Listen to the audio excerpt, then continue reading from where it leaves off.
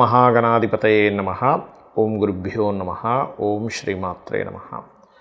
పరమేశ్వర స్వరూపమైనటువంటి జ్యోతిష, వాస్తు మరియు ఇతర అనేకమైనటువంటి శాస్త్రములను మనకు అందించినటువంటి మహర్షులకి నమస్కారం.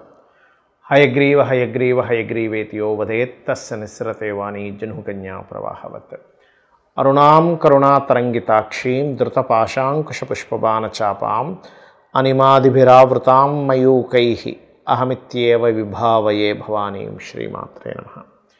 ప్రేక్షకులకి ఆ లలితాంబిక అమ్మవారి యొక్క అనుగ్రహం పరిపూర్ణంగా కలగాలని మనస్ఫూర్తిగా కోరుకుంటూ మనం ఈరోజు గురువు యొక్క మార్పు, మనకి మేజర్ ప్లానెట్స్ అయినటువంటి రాహు కానీ, కేతు కానీ, గురువు కానీ, శని కానీ మారినప్పుడు మేజర్ చేంజెస్ జరుగుతూ ఉంటాయి. ఆ రకంగా మే 15వ తేదీ నుంచి గురువు వృషభ రాశి నుంచి మిథున రాశిలోకి మారుతున్నాడు.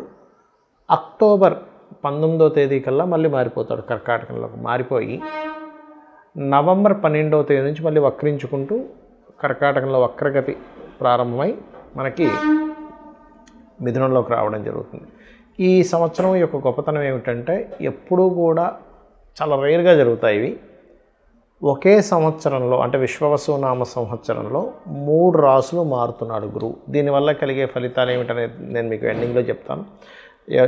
ఏ లగ్నం లేదా ఏ రాశి వారు చెప్పేసుకున్న తర్వాత సో వీడియో ఎండింగ్ వరకు చూడండి. అయితే ఈ విషయాలు చెప్తుంది నేనైనప్పటికీ కూడా చెప్పిస్తుంది సాక్షాత్ లలిత అమ్మవారిగా భావిస్తూ ఒక్కొక్క లగ్నం గురించి మనం తెలుసుకుందాం.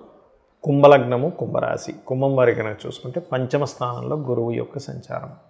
దీనివల్ల ఏంటంటే చాలామంది కన్ఫ్యూజన్లో ఉంటారు. ఏమండి కుంభలగ్నానికి మరి గురువు ఏమో పాపి అంటారు, మరి పంచమ స్థానం ఏమో గురువుకు మంచిది అంటారు ఏమిటి అని. ఎప్పుడైనా ఒకటే గుర్తుపెట్టుకోండి, లగ్నానికి ముఖ్యంగా పాపి అయితే గురువు సహజంగా ఇచ్చేటువంటి శుభతత్వాన్ని ఇస్తాడు.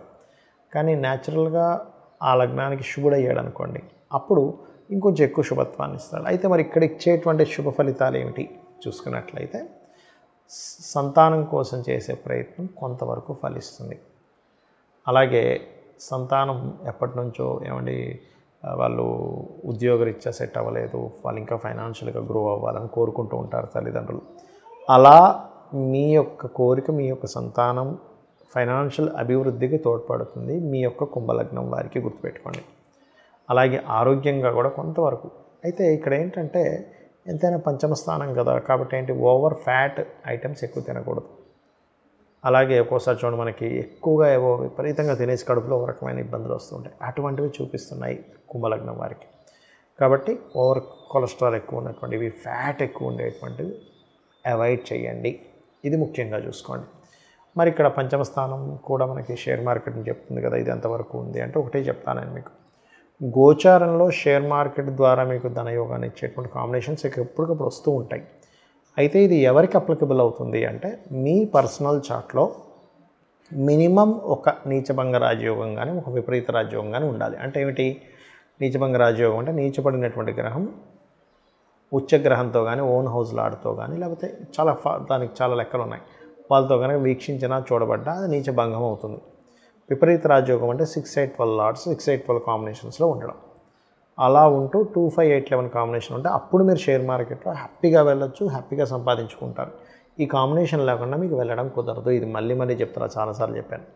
అయితే మీకు ఇక్కడ రాజకీయపరమైనటువంటి అభివృద్ధిని, సంతాన అభివృద్ధిని, క్రియేటివ్ రిలేటెడ్ సంబంధించిన వాటిలో చక్కగా కలిసి రావడము, సంతానం కోసం చేసే ప్రయత్నాలు ఫలించడము, IVF కోసం చేసేటువంటి ప్రయత్నం కూడా ఫలిస్తుంది. మీకు లోన్స్ క్లియర్ అవుతాయి పంచమంలో గురువు ఉన్నప్పుడు. చాలామంది అడుగుతున్నారు, ఏమండి ఈ సంవత్సరం గురువు అతిచారంలో ఉన్నాడు కదా, అంటే సంవత్సరం పాటు ఒక రాశిలో ఉండవలసినటువంటి గురువు ఒకే సంవత్సరంలో 3 రాశులు మారుతున్నాడు. గురువుని మనకి ఆస్ట్రాలజీలో జీవుడుగా చెప్తారంటే ప్రజలు, జీవులు, జీవంలో ఉన్నటువంటి ప్రతిదీ కూడా గురువే, జీవకారకుడు. అందుకే మనకు చూడండి కరోనా వచ్చినప్పుడు కూడా మీరు అప్పుడున్న ప్లానటరీ పొజిషన్స్ని కనుక గమనించినట్లయితే శని గురువులు కలిసి మకరంలో ఉన్నారు. జీవకారకుడైన గురువు నీచబడి శనితో కలిసి ఉండడం వల్ల దానికి ప్రామాణికమైన ఒక శ్లోకం కూడా మనం అప్పట్లో చెప్పుకున్నాము, ఎందుకు ఇటువంటి విపత్తులు వచ్చాయనేట్టు. అయితే మరి ఈసారి అలాంటి రోగాలు ఏమైనా వస్తాయా అంటే రోగం అనేటువంటిది రాదా అనేటువంటిది మనం ఆల్రెడీ 40 రోజుల క్రితమే చెప్పుకున్నాం. ఇది విశ్వవసునామ సంవత్సరం ప్రారంభంలోనే. కాకపోతే యుద్ధాలు లాంటివి వస్తాయి, కొంచెం జల సంబంధించిన యుద్ధాలు ఎక్కువగా వస్తాయి అని చెప్పుకున్నాం. అయితే ఈ జల సంబంధించిన యుద్ధాలతో పాటు జల రాసుల్లో ఈ కుజుడు శని ఉన్నారు కాబట్టి జలంలో ఉండేటువంటి కొన్ని జీవరాశులకి చాలా ఇబ్బంది కలగనుంది. జల యుద్ధాల మూలంగా కావచ్చు, అణుబాంబు పేలడం వల్ల కావచ్చు, జలంలో ఉండేటువంటివి చాలా మటుకు ఇబ్బంది అవుతుంది. అదేవిధంగా గురువు ఎప్పుడైతే 3 రాసులు మారుతున్నాడో, అంటే వృషభం నుంచి మళ్ళీ మిథునం నుంచి మళ్ళీ కర్కాటకం, మళ్ళీ వెనక్కి రావడం అంటే ఏమిటి, జీవుల యొక్క మార్పుల్ని చూపిస్తుంది. అంటే ఒక ఈ యుద్ధ సంబంధించినటువంటి ప్రభావం వల్ల ఉన్నటువంటి ప్రజలు ఇక్కడ కాదు ఇక్కడ నుంచి ఇంకో దగ్గరికి వెళ్తే మనం సేఫ్గా ఉంటామేమో అనేటువంటి దాన్ని ఒక సేఫ్ జోన్లోకి వెళ్ళడం, అలా కాదని కొంత సముద్ర తీర ప్రాంతాల వైపు ఉండేటువంటి వారు, ముఖ్యంగా మనకి పాకిస్తాన్కి సరిహద్దుల్లో ఉండేటువంటి వారు, ఢిల్లీ లాంటి ప్రాంతాల్లో ఉండేటువంటి వారు, లేదా ఇటువైపు అంటే మన ఇండియాకి ఇరువైపులా ఉండేటువంటి తూర్పు పడమర వైపుల్లో ఉండేటువంటి సముద్ర తీర ప్రాంతం అంటే వైజాగ్, లేనట్లయితే వెస్ట్ బెంగాల్ కావచ్చు, అదేవిధంగా మనకి ఒరిస్సా కావచ్చు, ఇటువైపు రాజస్థాన్, ఇటువైపు ఉండేటువంటి వారు కాస్త పరుగులు తీయాల్సిన పరిస్థితి వస్తుంది అనేటువంటి చూపిస్తుంది. అంటే వాళ్ళ సేఫ్ కోసం, ఇదేదో ఎవరినో భయపెట్టడానికి కాదు, గుర్తుపెట్టుకోండి. ఇదంతా ఎందుకు చెప్తున్నానంటే జూపిటర్ ఇలా 3 రాసులు మారినప్పుడు అయితే మన దేశం కంటే కూడా ఇతర దేశాల వాళ్ళకి చాలా ఎక్కువగా ఉంటుంది ఇబ్బంది. అంటే పాకిస్తాన్ మన శత్రు దేశానికి చాలా ప్రమాదం కానివ్వండి, చాలా ఇబ్బందికరమైన వాతావరణం అనేటువంటిది వాళ్ళు చూస్తారు. ఆ దేశం వాళ్ళు ఎక్కువగా పరుగులు తీయాల్సి వస్తుంది మన దేశంలో ఉండే వాళ్ళకంటే. మన వాళ్ళు ఏంటంటే కొంచెం సేఫ్ దీనికోసం వెళ్ళవలసి వస్తుంది. అటువంటి పరిస్థితి నెలకొననుంది అనేటువంటిది మనం ఒక 45 రోజుల క్రితమే పాత వీడియోలో కనుక చూసుకుంటే ఈ జల సంబంధించిన యుద్ధాలు వస్తాయి, జలరాశిలో కుజుడున్నాడు అనేది చెప్పుకున్నాం. అప్పటికి ఇంకా అసలు విశ్వవసునామ సంవత్సరం కూడా ప్రారంభం కాలేదు. అయితే ఈ షష్టగ్రహ కూటమి, గ్రహణం ఇవన్నీ కూడా దానికి యాడ్ ఆన్ అవుతున్నాయి, కాదని కాదు. అయితే మరి అందరూ సరే నాకు డేట్ ఆఫ్ బర్త్ ఉంది కాబట్టి నేను పలానా రెమెడీ చేసుకుంటాను, మరి లేని వాళ్ళ పరిస్థితి ఏమిటి, ఈ యుద్ధ సంబంధించిన వాటి నుంచి కాపాడుకోవడానికి ఏమిటి, ఈ గురువు మారుతున్నందుకు మీకు మంచి ఫలితాలు రావడానికి ఏమిటి అని చూసుకున్నట్లయితే, ఎప్పుడైనా శని గనక మీనరాశుల్లో సంచరించేటప్పుడు ప్రధానంగా జరిగేవి ఏమిటి అంటే కొంతమంది పీఠాధిపతులు వాళ్ళలో మార్పులు కానివ్వండి, లేనట్లయితే వాళ్ళకు కొంత హెల్త్ రిలేటెడ్, లేకపోతే వాళ్ళలో కొంత ఇబ్బంది కావడం, కొంచెం ధర్మానికి ఇబ్బంది రావడం, ఇట్లాంటివన్నీ కూడా శని గుర్రాసులో ఉన్నప్పుడు ఇస్తూ ఉంటాడు. అయితే ఇక్కడ ప్రతి ఒక్కరు కూడా చేసుకోవాల్సిన రెమెడీ ఏమిటి శని మీన రాశిలో ఉన్నందుకంటే దక్షిణామూర్తి యొక్క స్తోత్రము, కాలభైరవుడి యొక్క అష్టోత్తరము ఎక్కువగా చేసుకుంటూ ఉండాలి. కాలభైరవ స్తోత్రం మనందరం వినే ఉంటాం, దాన్ని విన్నా సరిపోతుంది. ఏమంటే నాకు నోటికి రాదండి అని బాధపడుతూ ఉంటారు చాలామంది.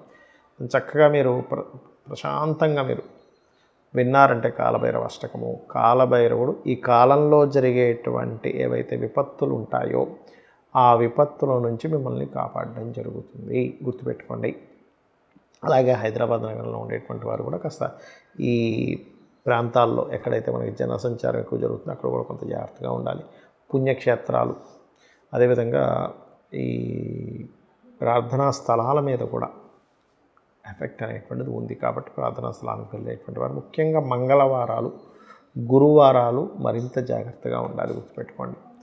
అదేవిధంగా మరి ఇంకేం రెమెడీస్ చేసుకుంటే బాగుంటుంది అంటే గోవులకి బెల్లం తినిపించడం కానివ్వండి, గురు మంత్రము మీకు గనక మీ గురువుల ద్వారా ఎవరి ద్వారా అయినా మీకు గురుమంత్రం లభించినట్లయితే గురుమంత్ర జపం చేసుకోవడము, దక్షిణామూర్తి స్తోత్రము, దత్తాత్రేయుడి యొక్క చరిత్ర చదువుకోవడము, వీలున్నప్పుడల్లా కూడా కాస్త గురుగ్రహం దగ్గర శనిగ్రహం దగ్గర దీపారాధన చేయడము, గోవులకి బెల్లం తినిపించడము, ఇవి చేయండి. ఖచ్చితంగా మీరు మీ యొక్క కుటుంబము సేఫ్గా ఉంటుంది. మనందరము కూడా ఆ యొక్క అమ్మవారి అనుగ్రహంతో సురక్షితంగా ఉండాలని మనస్ఫూర్తిగా కోరుకుంటూ శ్రీమాత్రే నమః.